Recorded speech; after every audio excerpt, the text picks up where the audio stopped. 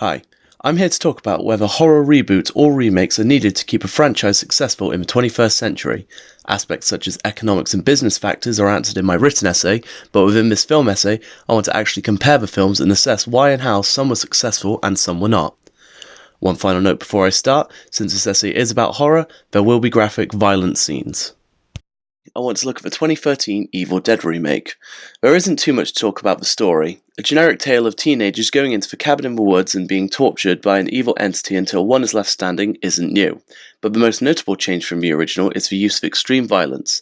Take a look at this different cinematography and gore between these two clips.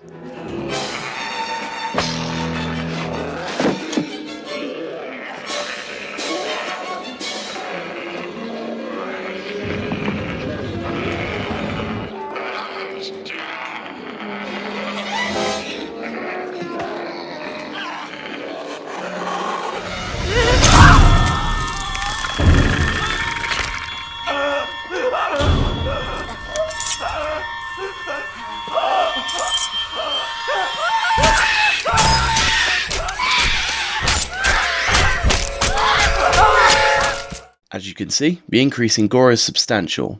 This is a classic change which many remakes and reboots go through, The Evil Dead being a more extreme example. Courtney Peters writes, after 9/11, a new generation of horror films began to take shape at a time that real-life horror imagery routinely desensitized audiences to the harsh authentic emotion that accompanies acts of violence, therefore upping the ante of what filmmakers needed to show in order to shock and emotionally impact viewers. Both of these films were considered gory during their release by garnering an R rating from the MPAA, but clearly one is more deserving of an R rating than the other, showing this change in public. The violence in these films are one of the reasons why they are both reasonably popular, the original becoming a cult classic, and the other scoring mixed reviews, but without the score, many remakes, including this one, would fall into further obscurity.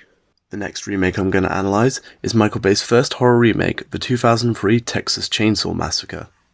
I would argue that this was a successful reboot as it sparked a host of new remakes, including one direct sequel and two later films produced by different companies which kicked off the new reboots. But before these new films, there was the original Texas Chainsaw Massacre, released in 1974 by writers and producers Kim Henkel and Tobe Hooper. Hooper also directed. This film had a unique gritty style, being mostly dark in cinematography and tone due to the indie production, with a shoestring budget of $140,000. In the 2003 remake, Hooper and Henkel served as producers and writers, also hiring the same DOP, Daniel Pearl. The cinematography relies less on the production design to portray the relentless nature of the Sawyer family, now renamed the Hewitts, and instead uses light and earthy colours to showcase the desperation of the characters.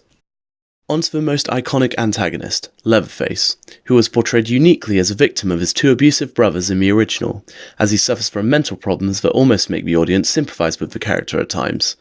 Although the reboot kept many of the same concepts, such as the unsettling story of cannibals and a maniac wearing a mask made of someone else's face-wielding chainsaw, all terrifying concepts by anyone's standards, the iconic Leatherface is much more sinister, tormenting our protagonists as much as humanly possible throughout the film. In the original, although there was a chainsaw, the gore itself was tame by today's standards, showing very little blood, whereas the new remake contained much more.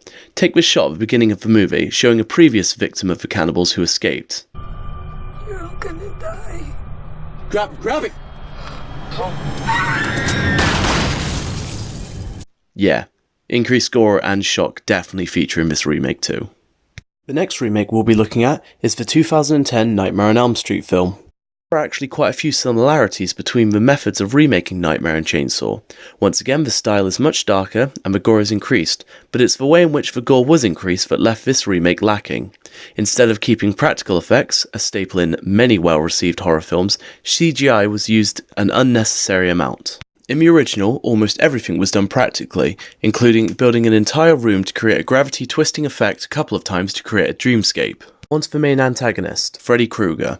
In the original, he was a dark character who became the protagonist of his films over time, spouting one-liners and being generally less frightening and more entertaining. The new Krueger rehashes some jokes from the sequels, but they were performed in a much more sinister tone.